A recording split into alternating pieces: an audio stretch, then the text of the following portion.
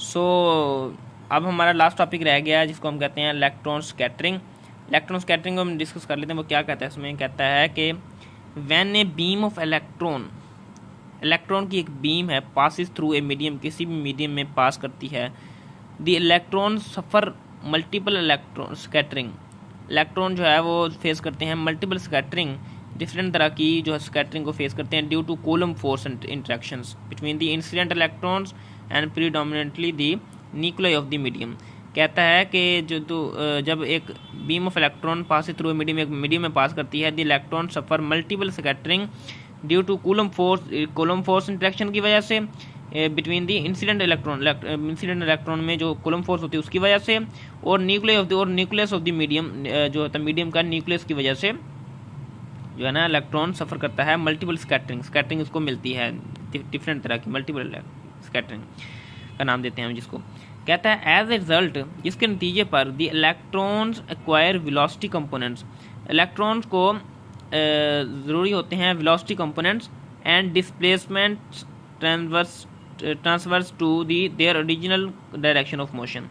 कहता है जिसके नतीजे पर इलेक्ट्रॉन को वेलोसिटी कंपोनेंट्स और डिस्प्लेसमेंट की ज़रूरत होती है to their original direction of motion, अपने ओरिजिनल डायरेक्शन ऑफ मोशन की खपत के लिए। वो मज़ीद कहता है कि फॉर मोस्ट प्रैक्टिकल एप्लीकेशंस, ज़्यादातर प्रैक्टिकल अगर हम एप्लीकेशन देखें, the angular and spatial spread of a narrow collimated beam of electrons can be approximated by a Gaussian distribution।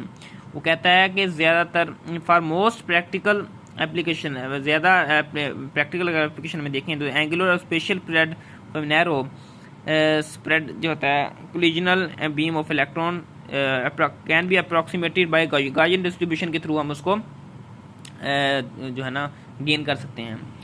Bye analogy with the mass stopping power, by analogy with अगर हम उसका मुआयना करते हैं mass stopping power का, the ICRU जो उसके हम पहले बता चुके हैं, defines the mass angular scattering power of the material.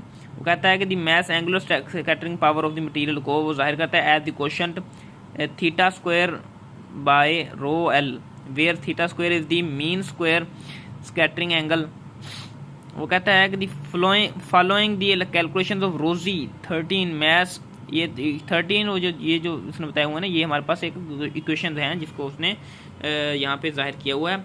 Mess scattering powers for various materials and electron energies have been tabulated 14। कहता है कि इसको अगर हम पढ़ना चाहें तो आप इन रेफरेंसेस के थ्रू आप उनको रीड कर सकते हैं। ये टेबुलेशन का एक टेबल भी दिया गया हुआ है।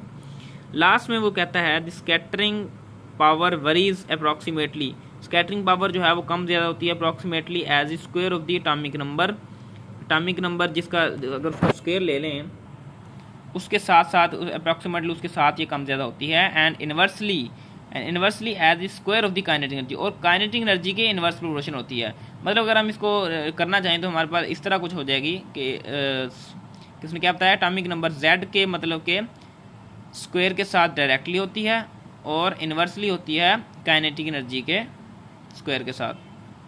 मतलब ये काइनेटिक एनर्जी हमारे पास आ गई है, इसके स्क्वायर के साथ इन्वर्सली होती है उसका रिलेशन, और Z के साथ उसका डायरेक्टली रिलेशन होता है। ठीक हो गया।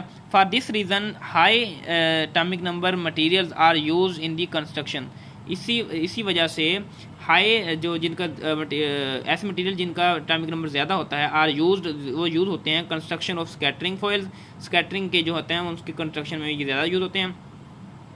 Scattering foils spread out the electron beam, जो होता है हमारे स्कैटरिंग फॉइल्स स्प्रेड आउट फैलाते हैं the beam that emerge from the accelerator tube से जो एमर्ज होती हैं हमारे पास बीम, उनको स्प्रेड करता है हर फॉर्म में, and are made thin to maximise x ray contamination of the electron beam, और इसको बनाया जाता है to minimise x ray contamination electron beam को छोटा करने के लिए to minimise, made thin to minimise.